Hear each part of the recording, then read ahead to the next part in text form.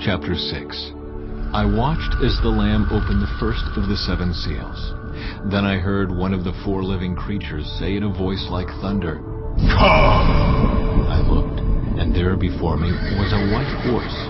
Its rider held a bow, and he was given a crown, and he rode out as a conqueror, bent on conquest. When the Lamb opened the 2nd seal, I heard the 2nd living creature say, "Come!" Then another horse came out, a fiery red one.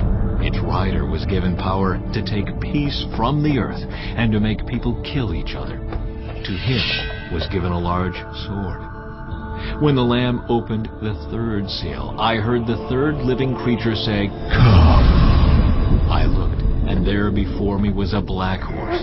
Its rider was holding a pair of scales in his hand. Then I heard what sounded like a voice among the 4 living creatures saying, 2 pounds of wheat for a day's wages, and 6 pounds of barley for a day's wages, and do not damage the oil and the wine. When the Lamb opened the 4th seal, I heard the voice of the 4th living creature say, "Come!" I looked, and there before me was a pale horse. Its rider was named Death, and Hades was following close behind him.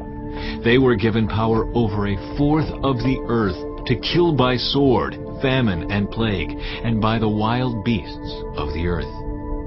When he opened the 5th seal, I saw under the altar the souls of those who had been slain because of the word of God and the testimony they had maintained. They called out in a loud voice, "How long, sovereign Lord, holy and true, until you judge the inhabitants of the earth and avenge our blood?" Then each of them was given a white robe, and they were told to wait a little longer until the full number of their fellow servants, their brothers and sisters, were killed, just as they had been. I watched as he opened the 6th seal. There was a great earthquake. The sun turned black like sackcloth made of goat hair. The whole moon turned blood red, and the stars in the sky fell to earth, as figs drop from a fig tree when shaken by a strong wind. The heavens receded like a scroll being